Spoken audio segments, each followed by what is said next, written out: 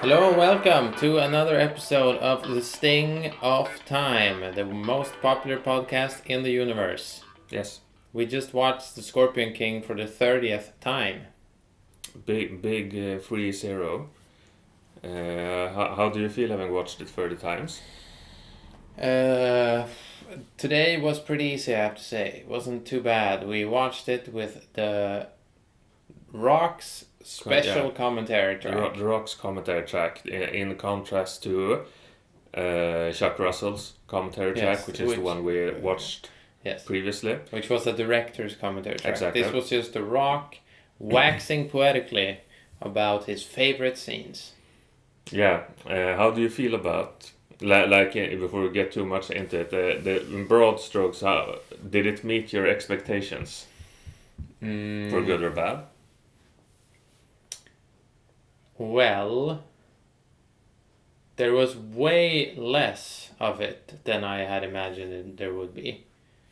He only spoke when he was in a scene, when he was on camera. If he wasn't on camera, put the dice down because I don't want you to roll that shit. He didn't speak, which was both good and bad, I suppose. But it was in general way worse than I thought it would have been. Yeah, yeah. I'm a bit disappointed as well. I thought it would be, because it was pretty bad, and I don't like Dwayne. I think he's a bad person. But I was a bit disappointed because I thought it would be funnier. I thought it would be both. It would be funnier, but also that it would be more. We'd learn more. Like lore, more information about the movie and the process, but so on. But we didn't really learn much of anything new. At best, we learned something like, that guy is the brother of my dog's sister's We did makeup artist, learn or that sort of thing. one new in-universe lore. Yeah, the Mammoth Mountain. The Mammoth Mountain. Mammoth Mountain. I think it was Mammoth Mountains. Yeah, mountains. That's the name of the mountains in the prologue. Yes. But other than that, pretty sparse in terms of new information. Yeah, it was pretty sparse overall because there were so many scenes where the Rock just clocked out. Like he's not saying anything, which we theorize is because they probably didn't show him the entire movie. Well, he starts the commentary track by saying, "Hi, I'm The Rock. I'm going to go over a few of my favorite scenes." Yeah, exactly. So he wasn't actually watching, like the whole movie. Well, presumably. Yeah, we presume so. But yeah, I think me going into this, because even though I acknowledge that I don't have a healthy relationship with The Rock anymore, it's impossible. I can't stand The Rock. Can't stand him.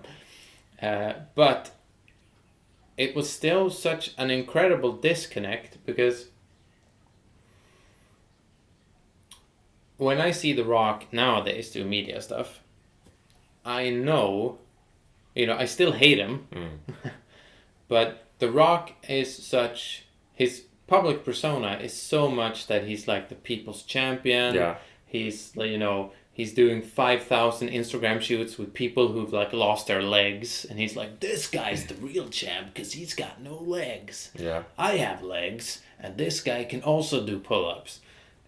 He does a lot of that, and this.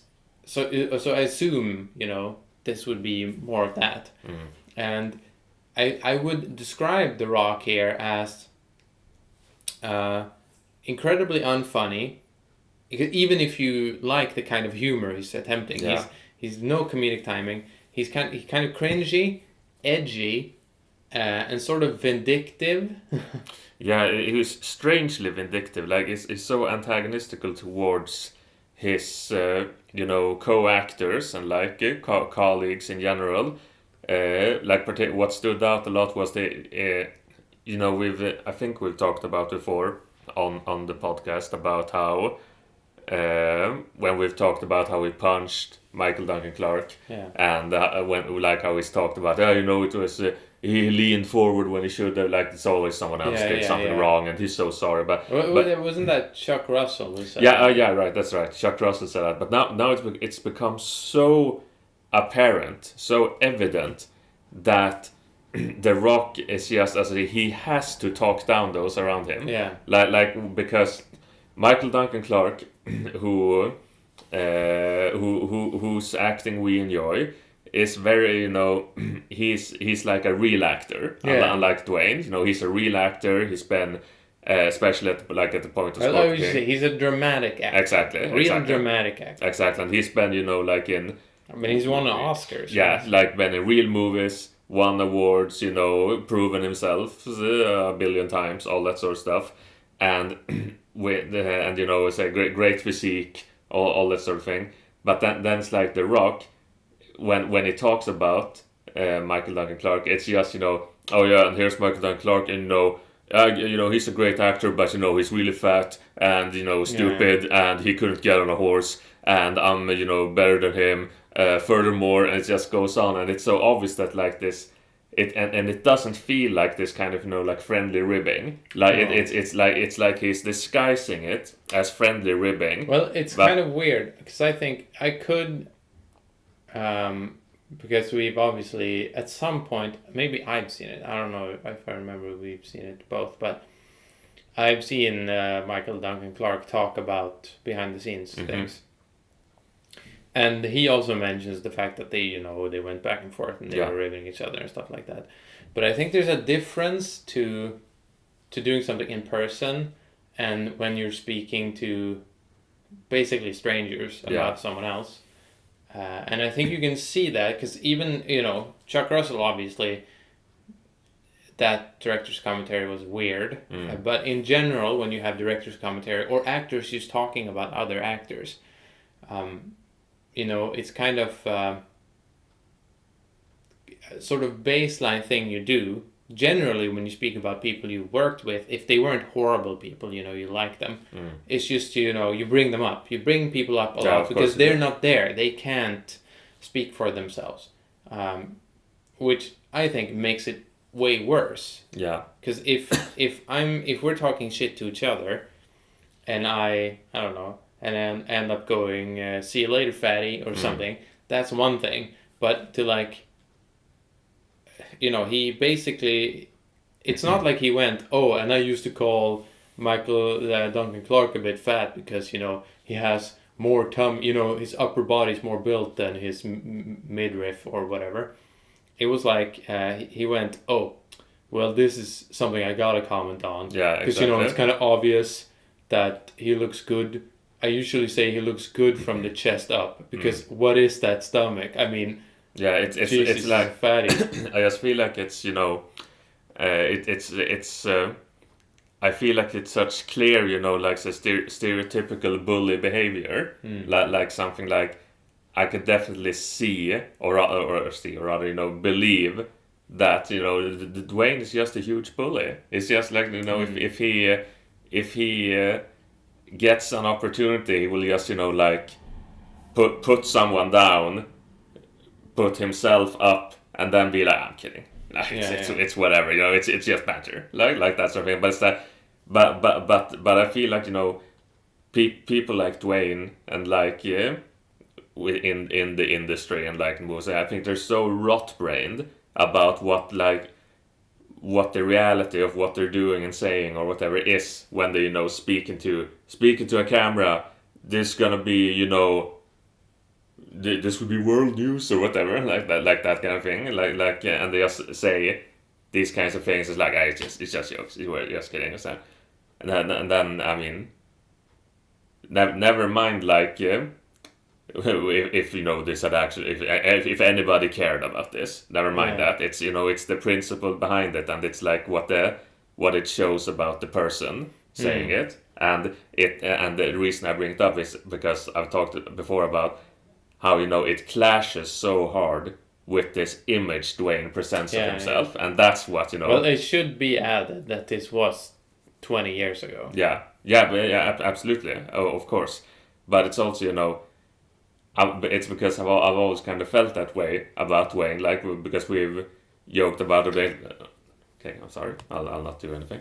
But how I joked about how Dwayne seems like a robot. It's like there's nothing real about him, and like that sort of thing. And that's why, because this is 20 years ago, you start feeling a bit like, is this a bit more of the real Dwayne before he became truly a robot? Yeah. Because I said something. It is weird. Yeah. I mean, I think you could obviously. There's lots of weird shit in this. There's like some. I don't know if you would call it homophobia, but pretty much homophobia. Yeah. There's lots of weird shit with women. Yeah. And lots of like weird. Like tons of weird innuendo, which could be like, obviously it's like of its time, and it wasn't the worst in the world, but it's really weird when I don't know, like 70% of the comments that Dwayne has towards the lead actress Kelly Hu is just like, and then we boned. Yeah. And I put my penis inside her. Damn, in this harem scene, it was so cool because, like, everybody brought their agents out and everybody, wow, there's so many naked girls here, if you know what I mean. That's so cool. Yeah. By the way, wow. I mean, there were good actresses as well, but, we had like 100 guys in there. I didn't speak to any of them. I don't know what their names were, but damn. What was that? Actually, but it's weird, but I could obviously believe that he could have grown the last 20 years. Yeah. But Dwayne wasn't 18 here. No. He was as old as I am now. He was older, I guess. I think he was 30 when he did this commentary track. Which is still, he's a grown-ass man. That's a grown-ass man. So, it is weird. When we're on this sort of abusive track, maybe, Dwayne, there's a bunch of talk about stunt people. Oh, yeah, he never mentions his own stunt people. He basically says that he did all his own stunts. Yeah, and we know for a fact that, like, not that that's a mystery or whatever, but we know that he has a stunt double on Scorpion King. He does some of his stunts himself, of course, but there's like these stories about how, they found the stunt double through this or that scenario, and like there's picture of them together. Yeah, it's someone's brother. I forget if it's his brother or if it's... I don't really remember. It might be E Honda's brother. Oh yeah, it was something like that. I think. It's just a Hawaiian guy who was really big. So we know that happened. Yeah. It might have been somewhat late because I think they found him for the reshoots, but a lot of the action stuff is from the reshoot, so it still sort of holds ground. But he never mentions that. Another thing we know for a fact is that.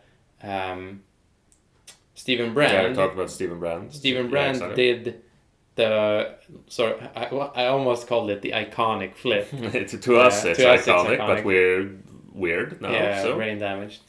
But he gets punched and he does this thing. They have the camera shooting right down, and he gets punched and sort of does a backflip and lands. Yeah. It basically lands like on his chest, face down. Exactly. It's a very impressive stunt, and we know he does it. Because we know that Chuck Russell literally said, we needed the actor to be able to do this. They need to be able to do this, so if you can't do this one stunt, we can't cast you. And he did it. And he did it. And so we have The Rock basically, when he does that stunt, which is the only one we know for a fact that Stephen Brand did, he goes on and talks about how Stephen Brand had a great stunt guy. Yeah, so it's like he's like diminishing Stephen Brand by talking about this stunt guy, and then propping himself up by never talking about his own stunt guy. And it's extra, just weird how, like seconds before this, when you have the Rock, leaping to his feet from a back, he talks about his backgrounded position. He's like, I really asked Chuck to be able to show off my athleticism, so we put this in here. I did that myself. I'm a wrestler. I'm really athletic. Then like seconds later, let's talk about Steven Brand's stunt double Yeah. when Steven Brand does, a really impressive stunt. Yeah. Like that, then it's really weird. But it doesn't end there, because as we know, and you know, if you are a dedicated viewer of this horrible series, you know that The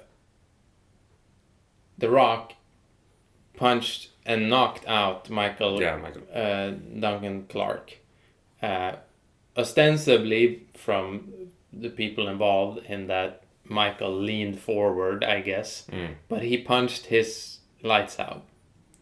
And we know now, after watching this, that he did so many stunt takes during his fights that some of the people ended up, I guess the stunt people ended up being overworked. So you have scenes where people are like, okay, this guy was supposed to fall over, but he landed on his head, and basically, okay, he got away with it. Might have broken his neck, and then another guy, he broke the nose off. He punched him and broke his nose. It just keeps coming more and more of these, Dwayne just mauling people, and it's and it keeps surprising. I guess at this point it doesn't surprise me. Now you expect it, but it's so weird because Dwayne's like this super wrestler, especially at this point when he's like a new actor and like that sort of thing, and it's like you'd think he'd know how to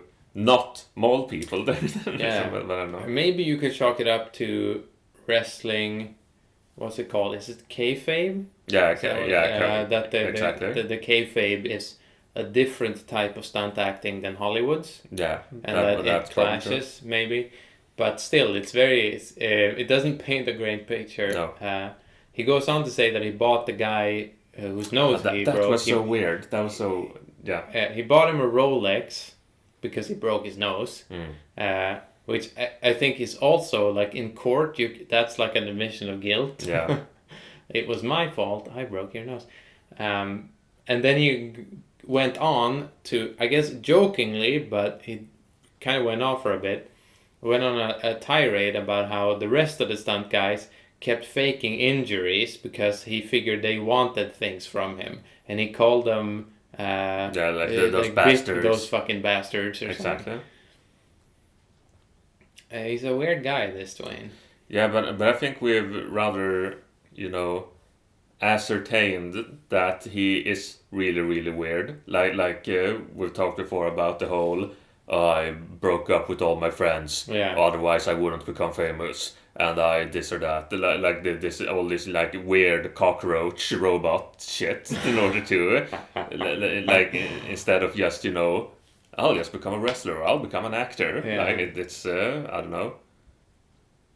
Yeah, I don't like Dwayne, and I'm starting to say that as like not part of a bit of we're doing this podcast, we watched this stupid movie 52 times because we're dumb. But it's more like now that I'm actively starting to like dislike Dwayne, because I think when we had watched the movie like 13 times, if we had met Dwayne like on the town in Umeå, I would have like, oh, it's Dwayne. Let's walk up to Dwayne and be like, hey, watch the movie and do something, like do a little dance or whatever, and like, it's Dwayne, and then just run away.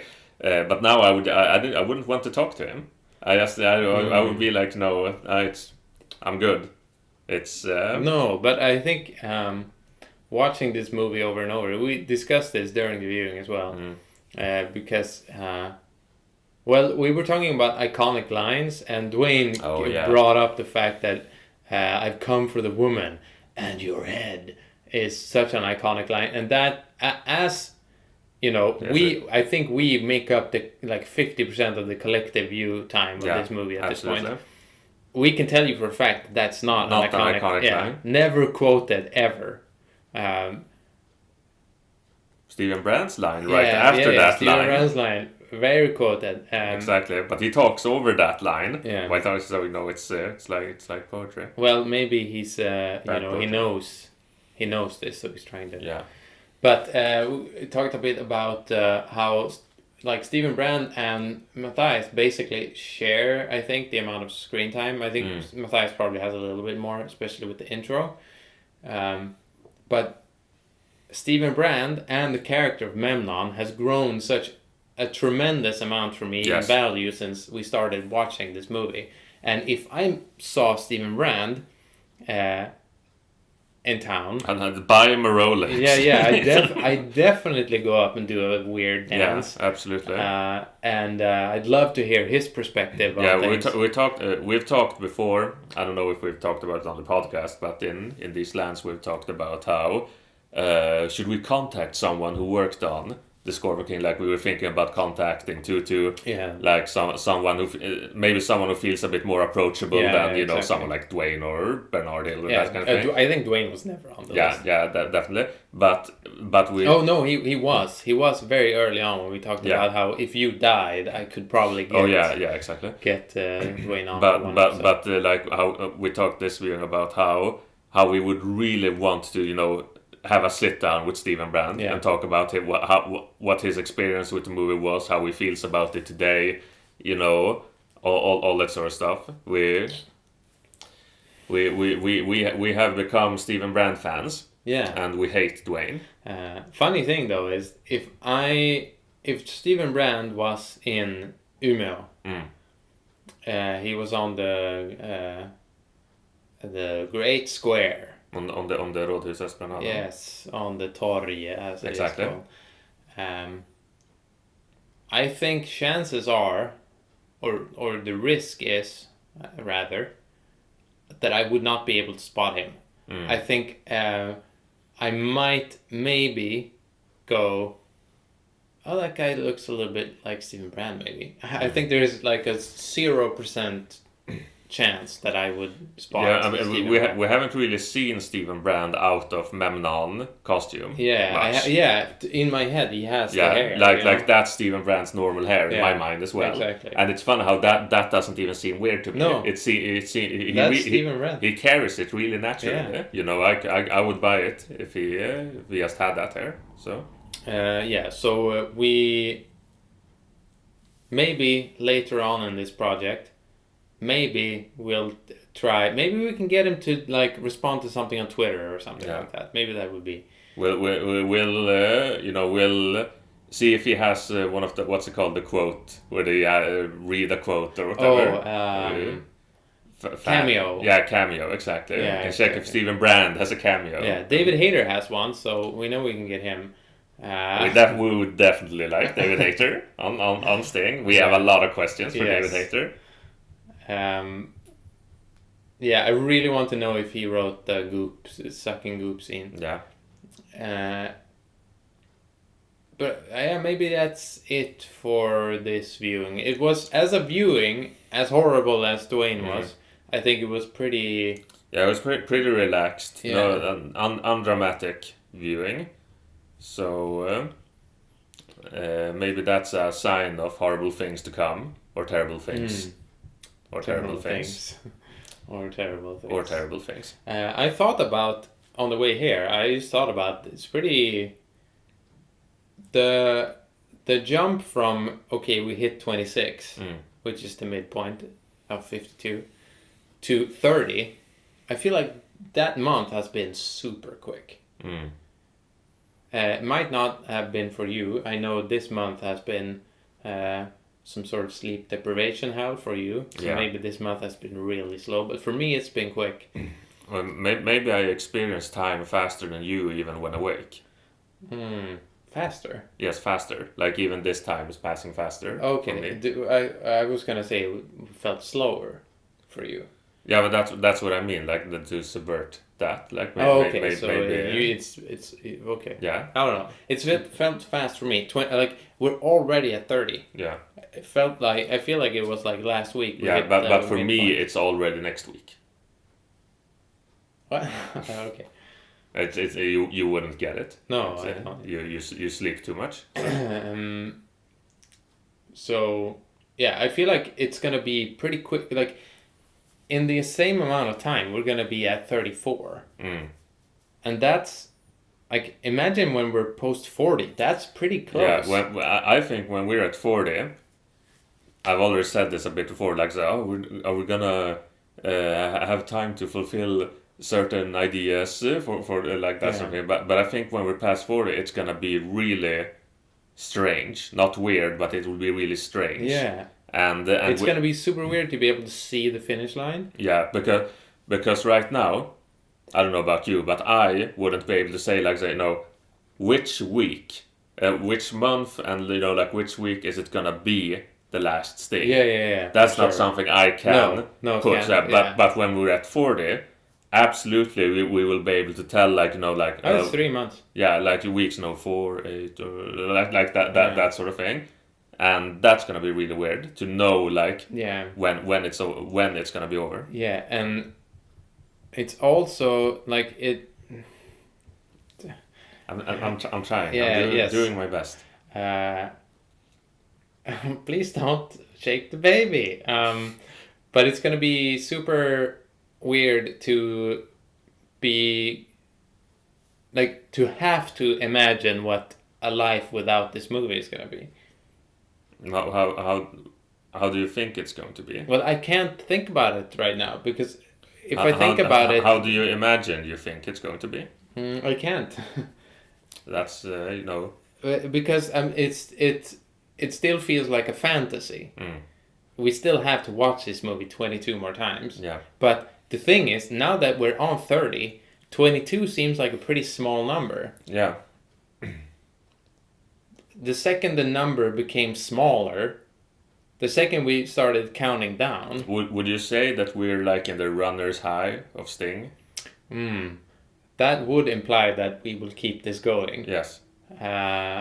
So I think I'm gonna have to watch a completely neutered viewing. No things, no guests, no nothing. No forest, no old bags. You mean next time, or? Well, just in general.